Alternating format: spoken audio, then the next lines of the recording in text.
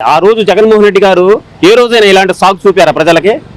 అంతర్జాతీయ విపత్తు మొత్తం యావత్ ప్రపంచం మొత్తం అల్లాడిపోతున్న అలాంటి తరుణంలో కూడా ఎటువంటి సాగు చూపకుండా ధైర్యంగా ఏం చేశాడో, ఎలా చేశాడో, తన మానన తనే ఆ బాధలు అనుభవించి ప్రజలకి ఏ విధమైన లోటు లేకుండా ఆరోగ్య విషయంలో అయితేనేమి, విద్య విషయంలో అయితేనేమి, వైద్య విషయంలో అయితేనేమి ప్రతి విషయంలో ముందుండి నడిపించి ఎటువంటి కోతలు విధించకుండా ప్రతి ఒక్క పథకాన్ని సమర్థవంతంగా అమలు చేసిన ఏకైక దమ్మున్నమ్మ కూడా వై జగన్మోహన్ రెడ్డి. ఇలాంటి కుంటి సాగులు చూపించి తన పెత్తందారులకి, తన తాబేదారులకి, తను ఊడిగించేస్తున్న వాళ్ళకి ఈ డబ్బులన్నీ పంచిపెట్టి ఈరోజు ప్రజల్ని పంగనామాలు పెట్టిన దౌర్భాగ్యమైన ముఖ్యమంత్రి ఉన్నాడు చంద్రబాబు నాయుడు. ఈ పవన్ కళ్యాణ్ అంతకుముందు చీమ చిటుకుమంటే కుయ్యను ఉంటుకు వచ్చి మైకి ముందు మురిగేవాడు. మామూలుగా మురిగేవాడు కాదు, గండుమూరలు పెట్టి మురిగేవాడు. ఇప్పుడు ఏమైపోయాడు? విజయవాడ నగరం మొత్తం వరదలో తుడుచులు పెట్టుకుపోయింది. వచ్చి కనీసం ఆ వరద బాధ్యుల్ని కనీసం పరామర్శించే నైతిక బాధ్యత ఈ పవన్ కళ్యాణ్ లేదా? కనీసం ధర్మం లేదా? ఒక మంచి హోదా గల డిప్యూటీ సీఎం హోదాలో ఉన్నావు కదా నువ్వు, కనీసం వచ్చి ఆ బాధ్యుల్ని పరామర్శించవా? ఎంత నష్టం జరిగింది, ఎలా జరిగింది, మీకు ఏం కావాలి, నేను ఏ విధంగా సహాయపడగలను మీకు మీరు నాకు చెప్పండి, నేను వెళ్ళి చంద్రబాబుకి చెప్తాను, మీకు అందాల్సిన సాయం నేను చేస్తానని చెప్పేసి నేను చెప్పలేవా? అక్కడ మునిగిపోయింది ఒక వైఎస్ఆర్సీపీ సంబంధించిన కార్యకర్తలు ఒక్కలేనా? మీ కోట్లేసిన ఉన్నారుగా, చంద్రబాబు నాయుడు కోట్లేసిన ఉన్నారుగా. ప్రతి ఒక్క పార్టీ, ప్రతి ఒక్క కులం, ప్రతి ఒక్క మతం వరదల్లో చిక్కుపోయి అలమటించిపోయారు, వాళ్ళు చచ్చిపోయారు. లక్షలాది రూపాయల ఆస్తి జరిగింది. ఈ ప్యాకేజీకి ఒక్కసారి వచ్చి ఆ బాధ్యతలు పరామర్శించే దమ్ము లేదా? ఇదే ప్రజా పరిపాలన. కాబట్టి ఇది పూర్తిగా ఈవీఎం ప్రభుత్వం అండి. ప్రస్తుతం జరుగుతుంది కూడా ఈవీఎం పరిపాలన. ఏ పార్టీని, కొద్ది పార్టీ కూడా 1% కూడా వీళ్ళకి ప్రజల మీద చిత్తశుద్ధితో వీళ్ళు పనిచేయట్లేదు అనేసి ఈ సందర్భంగా నేను గట్టిగా చెప్తున్నాను. నేను వస్తే ప్రజలు తొక్కిసలాట జరిగిద్ది అని చెప్పేసి కూడా పవన్ కళ్యాణ్ చెప్పడం జరుగుతుంది కదా. ఎవరు సంగనాగడానికి ఆ రోజు చంద్రబాబు నాయుడుని అరెస్ట్ చేశారని చెప్పేసి హుటాహుటిన హైదరాబాద్ నుంచి వచ్చి బస్సు మీద ఎక్కావు, రోడ్ల మీద పొరలాడావు. అప్పుడు ట్రాఫిక్ ఇబ్బంది కలలేదా? అప్పుడు ప్రజలు ఇబ్బంది పడలేదా? అప్పుడు నువ్వు ట్రాఫిక్ని అష్టదిగ్బంధం చేయలేదా? చెప్పు, అప్పుడు ఎందుకు వచ్చావు? నువ్వు ఎక్కడో ఇతర రాష్ట్రాల్లో ఉన్నావు కదా. ఇక్కడ చంద్రబాబు నాయుడు అక్రమ అరెస్ట్ చేశారు, కుర్రో ముర్రో అయ్యో అయ్యో అయ్యో అయ్యో అనుకుంటా ఒక్కడి నుంచి పరిగెత్తుకుంటూ చెవుట వచ్చేసి కార్ల మీద పడుకున్నావు, రోడ్ల మీద పొరలాడావు, పొరుల దండాలు పెట్టావు, మొత్తం హైదరాబాదు జాతీయ రహదారి మొత్తం అష్టదిగ్బంధం చేసావుగా.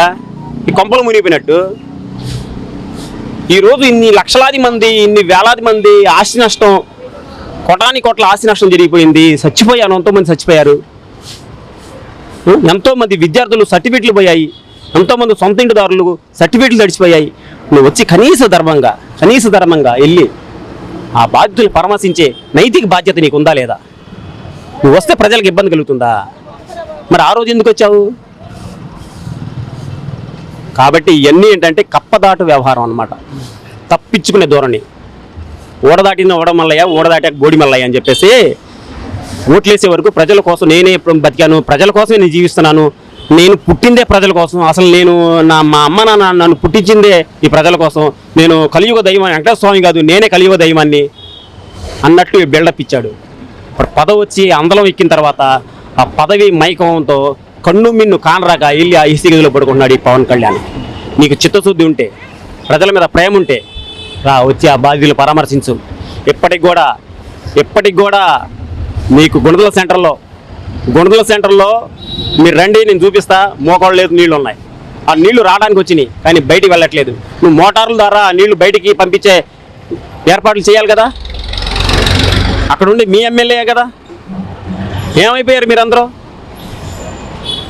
కాబట్టి ఇవన్నీ షోయింగ్లు, ఫోటోలు దిగడం కోసం, ప్రపంచానికి మేము ప్రజల కోసం సేవ చేయడానికి పుట్టాము, సేవ చేయడానికి మా ప్రభుత్వం ఉందని చెప్పేసి బిల్డప్ ఇవ్వడం కోసం వీళ్ళు ఉండాలి. కానీ ప్రజాభిప్రాయం, ప్రజల యొక్క పరిపాలన, ప్రజల సంక్షేమం కోసం అయితే ఇది కాదని చెప్పేసి సందర్భంగా నేను గట్టి చెప్తున్నాను. ఏదైతే జరిగిన విపత్తులో వాలంటీర్ వ్యవస్థ కనుక ఉంటే ఎలా ప్రజలకి అండగా ఉండాలంటే మీరు ఏం చెప్తారు? నేను చెప్పాను కదండి ఇందాక, అంతర్జాతీయ విపత్తు కరోనా లాంటి విపత్తును సైతం ఒంటి చేత్తో ఎదుర్కొన్న ఏకైక దమ్మున్న మగడు వైఎస్ జగన్మోహన్ రెడ్డి. జగన్మోహన్ రెడ్డి పాటించిన నియమాలు ఏదైతే ఉన్నాయో ఆంధ్రప్రదేశ్లో, అది కేంద్రం కూడా అమలు చేసే విధానంలో వెళ్ళిపోయింది అప్పటి స్థితిలో. Red zone, green zone, white zone ఇలాంటి జోన్లు పెట్టి వైఎస్ జగన్మోహన్ రెడ్డి ఏ రకంగా అయితే కరోనాను సడలించే ఏర్పాటు చేశారో ఇది మొత్తం యావత్ దేశం మొత్తం అమలు చేసింది. అలాంటి కరోనా లాంటి విపత్తును సైతం ఒంటి చేతుని ఎదుర్కొన్న మగవాడిని జగన్మోహన్ రెడ్డి మీరు ఎన్ని అపనిందల పాలు చేశారు, ఎన్ని నిందలు వేశారు. ఈరోజు చిన్న వరద ముప్పుని ఎదుర్కోలేని దౌర్భాగ్యమైన ప్రభుత్వం ఏదుంటే ఈ కూటమి ప్రభుత్వం. కనీసం రావాలి కదా, వాళ్ళకి సాయం అందించాలి కదా. లక్షలాది రూపాయల ఆశనాశం జరిగింది. మీరు వాళ్ళకి ఏం న్యాయం చేస్తారు? నిజంగా మీకు ప్రజల మీద చిత్తశుద్ధి, ప్రజల మీద ప్రేమ ఉంటే కనుక వాళ్ళు ఇంటింటికి వెళ్ళి మీరు పరామర్శించండి. ఏ వాలంటీర్లను అయితే మీరు చేదరించారో మళ్ళీ అదే వాలంటీర్లు ఇలా దిక్కయ్యారు. మన రేషన్ బియ్యం అయ్యని పంపిస్తా అన్నారు, ఒక బస్తా రేషన్ బియ్యం పంపిస్తా అన్నారు. అందరూ చూశారు ఇదేదో బాసుమతి బియ్యం, ఇదేదో సన్న బియ్యం, సునీత బ్రాండ్ అనుకున్నారు. కానీ తీరా ఓపెన్ చేసి అంత రేషన్ బియ్యం. ఈ మాత్రం రేషన్ బియ్యం ప్రజలు కొనుక్కోలేరా? నువ్వు మాత్రం సన్న బియ్యం కొనాలి, సునీత బ్రాండ్ రైస్ కొనాలి, మంచి మంచి పంచపక్ష పరిమాణాలు తినాలి. ప్రజలు మాత్రం రేషన్ బియ్యం తినాలి. ఏది వరద ప్రాంతంలో కొంచెం మీద జాలి, కరుణ, దయ ప్రజల మీద కనిపించలేదా? ముస్టేషన్ వచ్చు ఒక కిలో ఆయిల్ ప్యాకెట్ అನ್ನು వివిధ రకాల ఇచ్చారు. అవి కొనుక్కోలేరా? అది కాదు నువ్వు చేయాల్సింది. తక్షణ ఆర్థిక సాయం చెయ్యాలి, తక్షణంగా ఆర్థిక సాయం చేయాలి. ఇల్లు కేంద్ర మెడలో ఉంచు. నువ్వు అమిత్ షా కాళ్ళు పెట్టుకుంటావో, నరేంద్ర మోడీ ఏళ్ళు పెట్టుకుంటావో, వెళ్ళి నిధులు రాబట్టి ఇక్కడ ఆర్థికంగా నష్టమైన ప్రజలందరికీ మళ్ళీ ఆర్థికంగా నువ్వు ఆదుకొని వాళ్ళని ఏ విధమైన జీవితం ఉందో ఆ విధమైన జీవితం కల్పించాలని చెప్పేసి నిజంగా చిత్తశుద్ధి ఉంటే వీళ్ళు కల్పించాలి. అంతేలే కానీ గొట్టాల ముందు నోటికొచ్చినట్టు వాగేసి జగన్మోహన్ రెడ్డిని నిందేసి నీ నోటికొచ్చిన వాగడం కాదు ప్రజా పరిపాలన అంటే. రేపు 1వ తారీఖు కాడ నుంచి మందు రేట్లు బీభత్సంగా పెంచేస్తారంట. ఎవడన్నా బుద్ధున్నోడు ఎవడన్నా సరే కూరగాయలు నిత్యావసర వస్తువుల ధరలు తగ్గిస్తాడా, మందు రేట్లు తగ్గిస్తాడా? ఇప్పుడు ఇంపార్టెంట్ ఏదండి? మందు రేట్లు తగ్గిస్తాడా ఇంపార్టెంటా? మందు తాగకపోతే బతకలేరా? నువ్వు ఆయిల్ రేటు కిలో వచ్చేసి 30 రూపాయలు పెరిగిపోయింది. ఒక్కసారికి 30 రూపాయలు పెరిగింది. ఏదో రూపాయి, 2 రూపాయలు, 5 రూపాయలు కాదు, 30 రూపాయలు ఆయిల్ రేటు పెరిగింది. ఎవరి జేబులోకి వెళ్తున్నాయి 30 రూపాయలు? ఎవరి జేబులోకి వెళ్తున్నాయి? కిలో క్వార్టర్ ధర నువ్వు మ్యాన్స్లో 220 రూపాయలు ఉన్న క్వార్టర్ ధర 120 తగ్గించేస్తున్నాడు. ఎవరు తగ్గిమన్నాడు నీకు మందు ధర? అంటే అందరూ మందు తాగి హాస్పిటల్ అయిపోయి మీ సంఖ్య మీరు నాకండే కిడ్నీ చెడగొట్టుకోండి, మేము మాత్రం డబ్బులు బాగా జేబులు నింపుకుంటాం. ఇదే మీ పరిపాలన? దాని వచ్చే ఎన్నికల్లో మీ ప్రభుత్వాన్ని, మీ పార్టీని కిలోమీటర్ గొయ్యి దూసి ఆ గోతులు పాతిపెట్టే రోజులు దగ్గరలోనే ఉన్నాయి.